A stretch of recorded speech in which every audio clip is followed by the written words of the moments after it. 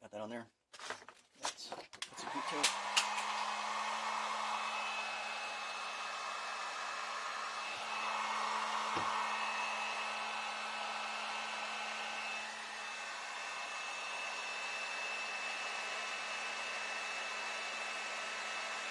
There you go.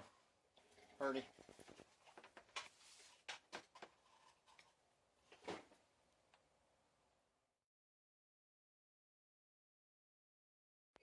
So what I did, because this wire is black, that's the negative, I'm going to put this wire here and put that orange wire that's down there dangling over there with that one, so that'll be positive.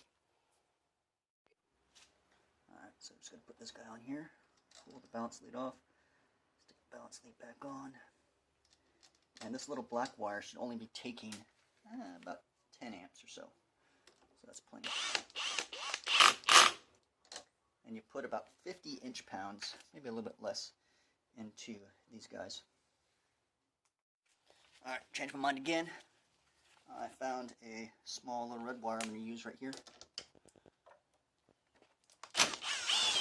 It's actually the red wire that was on the motor for my tests. So, that will actually fit down here now.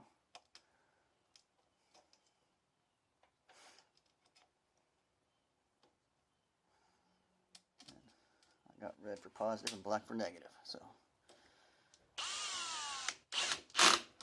there you go. That's all nice and torqued.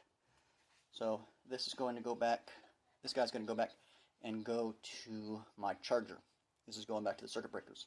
So I'm going to probably cut it somewhere around here and then add an extension to it. But for now, it's just going to hang out. Actually, I'm going to cover that so that I don't have any oopsies like that. And that was only 3 volts too. That's why it didn't spark much. If I had hit it with 70 volts, it would have been a whole lot more catastrophic. So a little bit safer.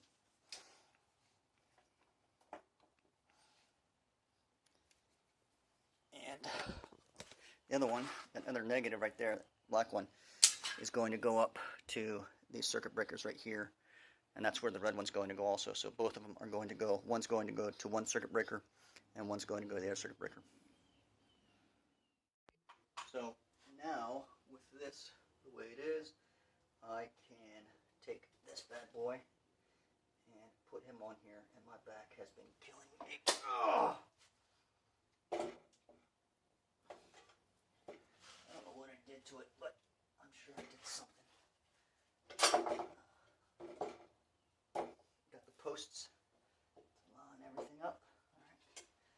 That's lined up, that all fits. This guy is good. Those are all free. So I just need to put the end cap on here to hold these two plates together, or these two batteries together. And so this one, with all this cobwebness up here, is going to have a BMS zip tied to the side of it right here. This one's got a BMS zip tied to it right here. That's that. But yeah, that's kind of what it looks like right now. And yeah, it's a cluster kludge. But the good news is, so I got my main positive and negatives here. And I'm pretty sure they go from here. This is the ends and that's the outs. But I could be wrong. But that's how I got it wired originally. And it worked. So I'm going to keep it that way. So that's the main negative. And the main positive is going to go to that guy right there. And so yeah, it'll all work out. Not going to hook him up yet though, but I can go hook up the negative over there for that one. And I need to hook up a negative, another negative over there, but I got that already. Alright, so I got to bust this guy off right here. And you're following.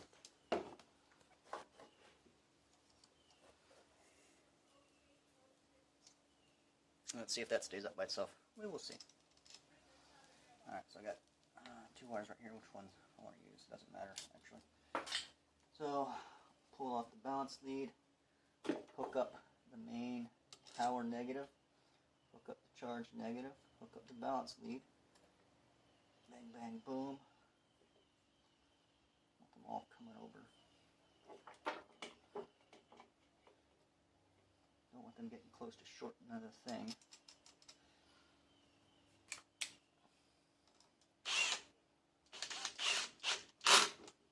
Booms. And I think I just got to figure out what I'm going to do with this guy.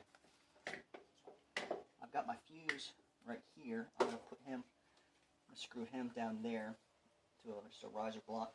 So I'll have the fuse right there, and then I might just have this guy actually sitting up here, so I can screw him down to those holes right there, bang bang boom, and then I might just have him doing that somehow. Maybe what I'll do, you know what I'll do? I'm going to put a block of wood here with a notch coming out of this right here, and that way I can see it really easily. That sounds good. I'm going to take this guy and cut him down right here because of the way the wires are coming out over here. I want to clear these to where they're not getting pinched by anything or causing wire chafing. Alright, so I'm going to take this guy and beat him over to the left to give that a nice rounded edge so I don't chafe any wires. Oh my, so close. Okay, so I've got that on. The batteries are mounted and rigid. The whole frame's shaking around, so that's decent. I'm going to spin it with the pot box whenever I can, but I think I'm doing okay on time. Need to hook the water cooling back up, and looky, the right angle is no longer facing at the gear. Put a crescent wrench on that bad boy and just cranked on it. I'm assuming that this is a press fit with an O-ring of some sort or just a press fit. So hopefully I did not break it, and hopefully it still works. That one's still the same. So now I can just run the hose straight out and up, and maybe my water cooling will actually be a little bit better. I'm still a little worried about the bending of this axle, but whatever. Burn that bridge when I get to it. And since I'm right here, I need to, might as well run these guys. So I'm going to run them back up and to the controller. So let me get that done now.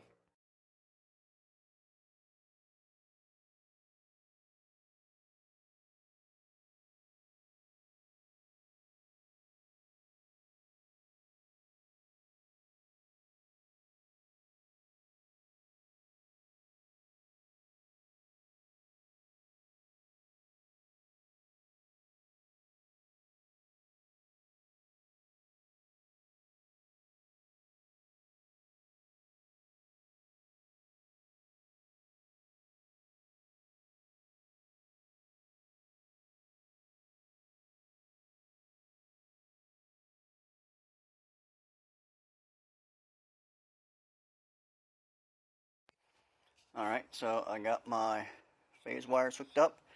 Not the best, but it'll do for now.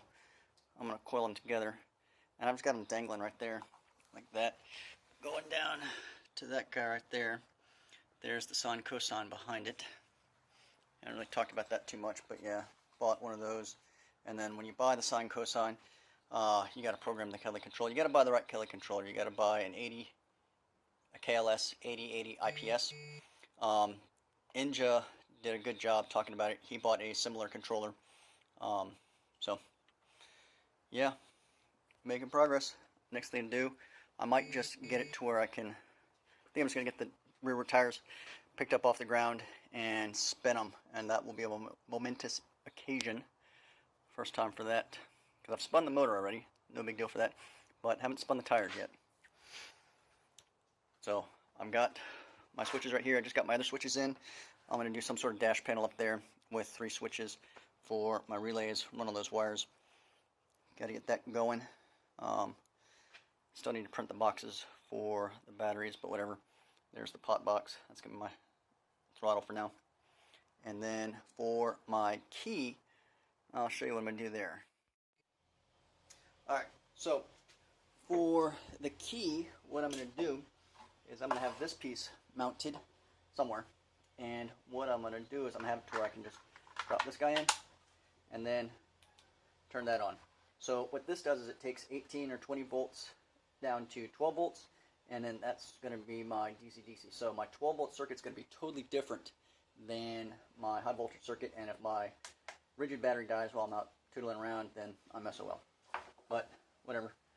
that's the plan. And I think for right now, what I'm going to do is I'm just going to get the rear tires to spin, because I can hook up my positive and negatives, and I can actually get something to do something. And then when I do that, I will be ecstatic. And actually, I still need to hook up. My main positives. So let me do that. And I also need to hook up the switch. So let me go do that now. All right. I have the switch in. All the power is going to here. I did disconnect that guy right there just to make sure. I'm going to double check my wires right here and once I make sure that stuff is powered up correctly and everything is going like it should, then I'm going to get the tires to spin.